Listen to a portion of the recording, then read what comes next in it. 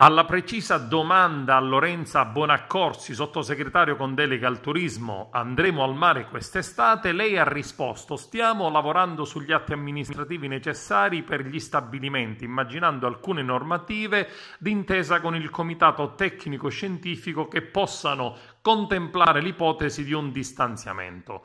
Bonaccorsi ha spiegato che sono allo studio misure per consentire lo sviluppo di un turismo di prossimità che favorisca i borghi rispetto alle aree più affollate. Il sottosegretario ha parlato anche di una fase 3 per il riposizionamento strategico del marketing e della comunicazione del nostro paese, soprattutto sul binomio gastronomia e cultura.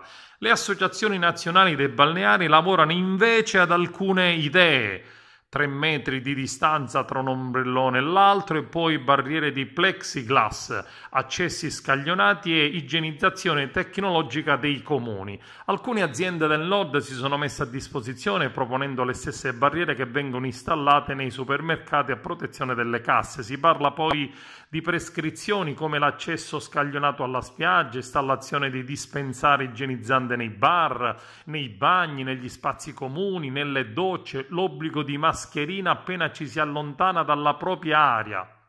Anche farsi il bagno potrebbe essere un'attività sottoposta a controlli per non far accedere troppe persone contemporaneamente al bagno asciuga. A stoppare molte di queste indicazioni ci ha pensato il sindaco di Rimini e responsabile nazionale dell'ANCI, che su Facebook scrive: non rincorriamo le cretinate sul turismo da mascherina o sul plexiglass. L'intero settore turistico rischia di saltare, scrive Andrea Agnassi, sindaco della città romagnola, il quale è già al lavoro per immaginare la stagione estiva 2020 ed impedire che affondi tutta l'industria della riviera, inabissata dall'emergenza sanitaria e minacciata soprattutto dal virus della burocrazia, che rischia di ritardare anche i 400 miliardi di liquidità promessi dal governo.